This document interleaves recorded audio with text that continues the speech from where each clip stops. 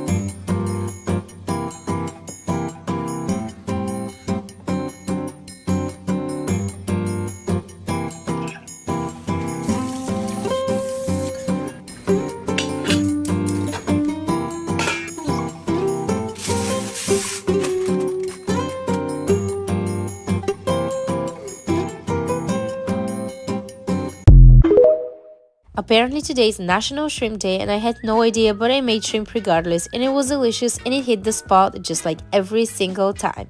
Start by butterflying your shrimp and pat it dry really well. Season with olive oil, salt, pepper, paprika, chipotle powder, garlic and lemon zest.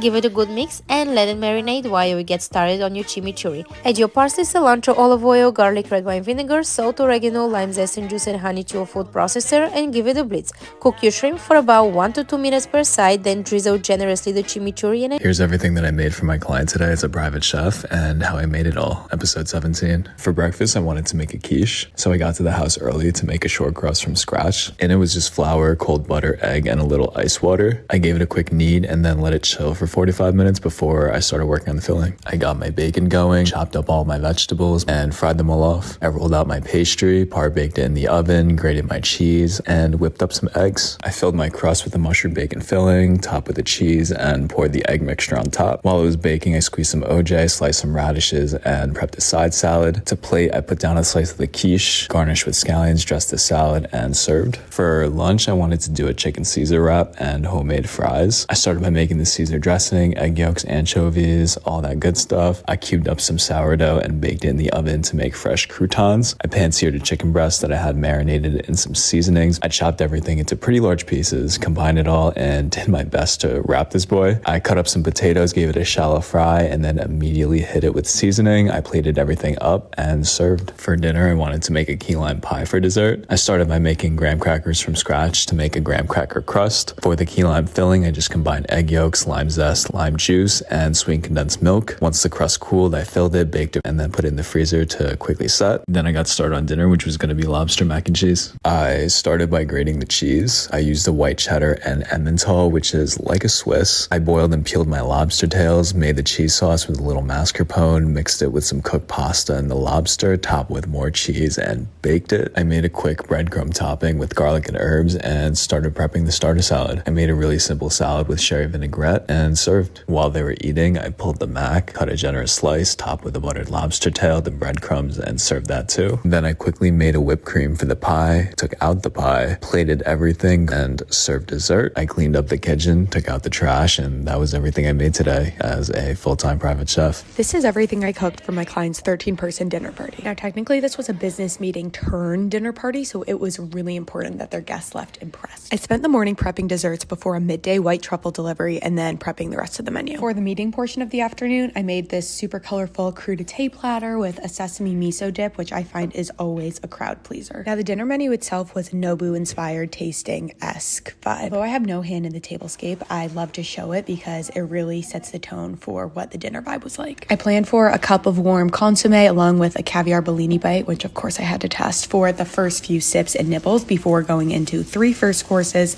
and then 2 mains, which was a seared Wagyu with shaved white truffle and a miso black cod. And then it was off to the races with service. I plated the caviar and had some help ladling the consomme into the little cups before moving on to the first course. I made a gingery tuna tartare, yellowtail jalapeno with yuzu and chicken yakitori, along with a big spinach salad with shiitake mushrooms and strawberries. Then for the second course, the miso black cod cooked super quickly under the broiler, and I had pre-seared the Wagyu, so all I had to do was finish this off in the oven. I was definitely most nervous about cooking the Wagyu, so once that was done and it was cooked perfectly, I was like, okay, deep breaths. I went around and shaved the white truffle directly onto the steak of those who wanted it, and that was definitely a show-stopping moment. Second course sides included a jasmine rice along with steamed baby bok choy and an assortment of pan-fried mushrooms. At this point, I'm sure you've all seen the video on my personal baked Alaskas, and I'll say it again here, they were such a hit. Almost forgot about the mochi, so I served those as last bites, and that was it.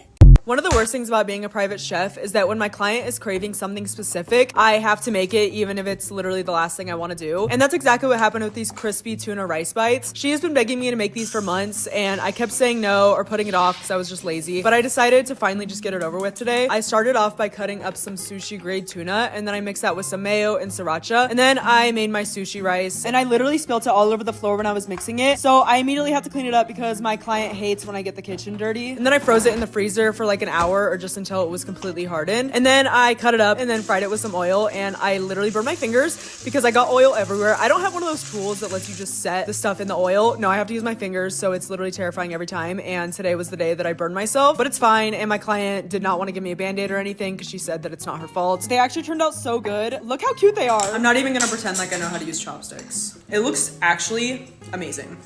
Yeah, first bite. Wow. That's delicious.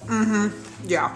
Here's another day in the life as a private celebrity chef in Beverly Hills. One of my clients wanted grain-free flax and chia pancakes along with green juice and a probiotic shot. And then I made some coffee and they wanted it to go, so I quickly Ubered over some Starbucks to-go cups. And then the second client wanted scrambled eggs with sprouted buckwheat gluten-free toast. Also some watermelon juice. Then I had some pancakes because I was starving and I prepped lunch. I sauteed some green beans because that's their favorite, made these amazing crispy potatoes, and then prepped some herbs because I went to the fish market and got this beautiful filet of sole that I did this lemon caper sauce with. That was, chef's kiss.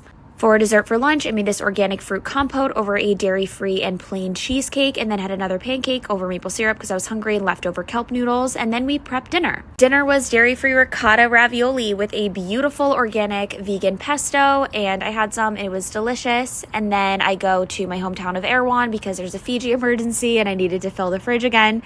And dinner was really simple. It was just that pasta, and then for dessert, vegan tahini ice cream and cake. I'm a private chef, and for my client's breakfast, I'm making him eggs fried in chili oil over avocado toast. My client works in finance and has been very busy with his flourishing business, so it's my job to make him nourishing meals to ensure that he has enough energy to continue being successful. He has a trust fund, is 6'5" with blue eyes, so let's just say he's a hot commodity, and I'm so lucky that he chose me of all people to cook for him every day. I hope he loves this breakfast and it sets him up for a successful day. Day in the life of a private chef for hundreds of people. My fiance and I run a meal delivery business where we cook all the foods Sunday, Monday, Tuesday, and deliver Tuesday and Wednesday. Monday is our biggest prep day. I get in at 9 and review my prep list. Then I mix my focaccia dough. We change the flavor every week, and this week is inspired by marinated olives. I chopped up Kalamata olives and then sauteed them with lots of olive oil, grated garlic, and rosemary. I let that proof for 1 hour and then transfer to the walk-in to proof overnight. I did some dishes and then baked off a butternut squash lasagna that I built the day before.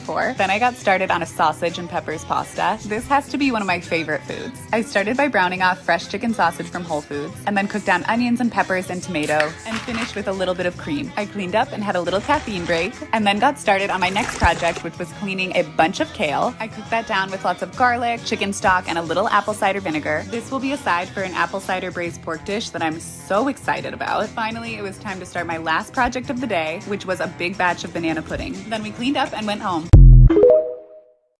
Here is everything I made my client today as a pro bono private chef. Yes, I'm doing this completely for free out of the goodness of my heart. According to Google, private chefs can make upwards of $130,000 a year, but me? I'm much too humble to take that kind of money, and my client couldn't afford it, so I told him, don't worry, it's on me. To that, my client said the world needs more people like me, and I said, I agree. Of of course, they were so gracious of my kindness and offered me a sleeping quarters only 30 seconds away from the kitchen.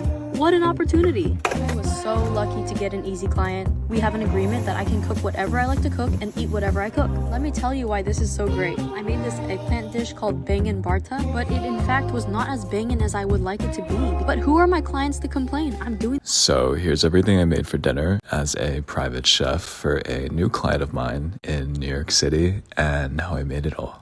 The family was coming back from a week-long trip, and so I wanted to make them something special the day they got back. The family's a couple and 3 kids, and everyone wanted Asian, and so I decided to do a Chinese-inspired family-style dinner. I got started by making the dessert, which was going to be a Basque cheesecake. I got that going in the oven and then started making the raspberry and lychee sauce. In the sauce was a little raspberry, lychee, sugar. I got that going and then used an immersion blender to blend it up. I set that aside and then started seasoning my short ribs with spices and aromatics. I seared it off and then topped it with a mixture of Asian sauces and homemade stock. While that was braising in the oven, I spent the next hour or so prepping all the ingredients for dinner, chopping all the vegetables, crushing toasted sesame seeds, and then I started putting together the cold dishes for dinner. I made the sesame noodles first by boiling the noodles, making the sauce using lots of sesame paste, soy, and black vinegar.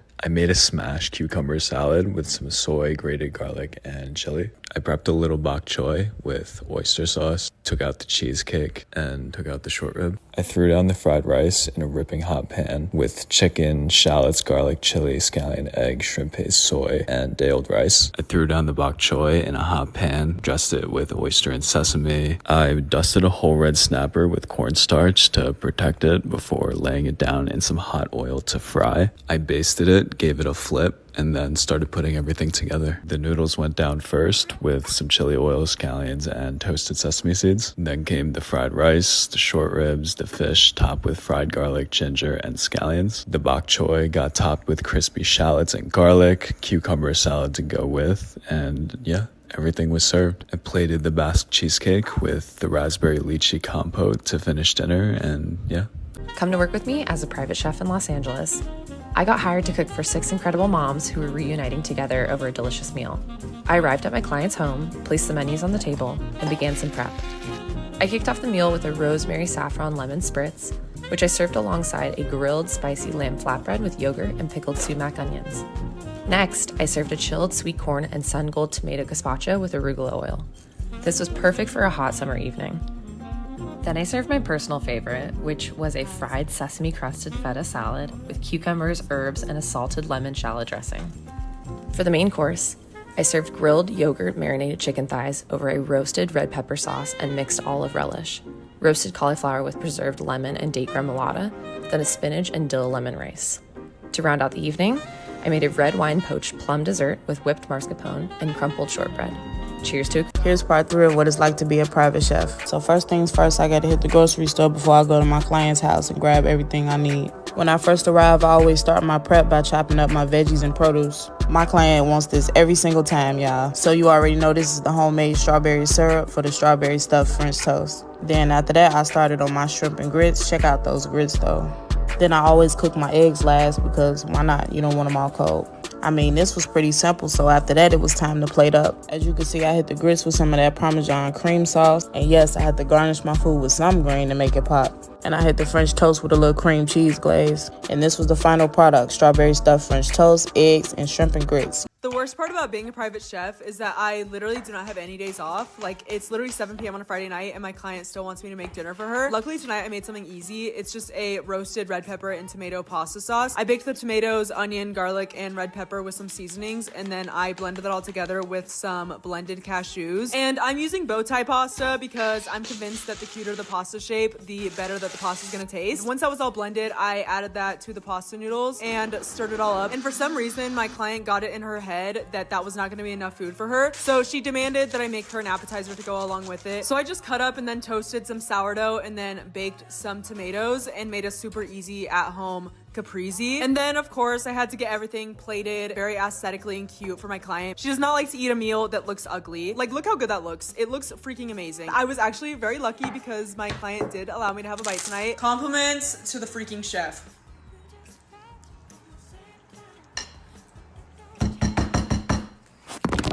That's delicious. Oh, that's so.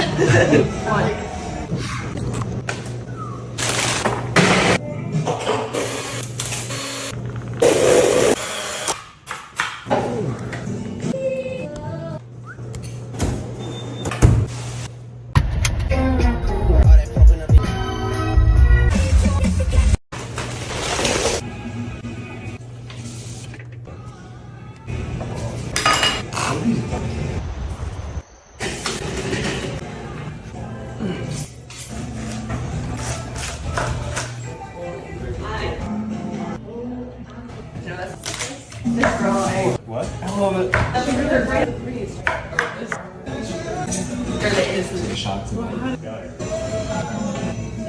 Juice. Rob, I got the one that you couldn't get.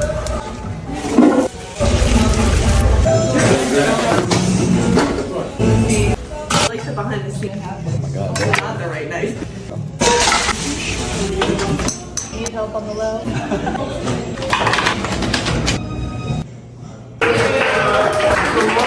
That's the money shot.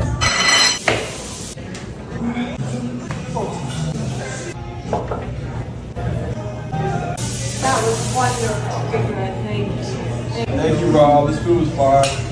I hired a private chef to cook my meals for a week. This is Chef Fawad. He planned all my meals and did the food shop, and next thing you know, he's in my kitchen, making himself at home. He used a glass dish because he didn't realize I had mixing bowls, cooking beef fillets to perfection, meat stock, pancakes in the sink. We tasted ingredients as we went along. Fawad was getting used to making TikToks. I tried to help, but I can't help but feel like I was just in the way. He was very kind and patient with me though. It was so cool seeing him at work and then getting to taste test as we went along. Everything tasted incredible. My kitchen had turned into a cooking minefield. There was so much happening, I was overwhelmed, and I wasn't even the one cooking. He was cooking like 8 meals simultaneously, and the food looked incredible. There was such a great variety of different cuisines.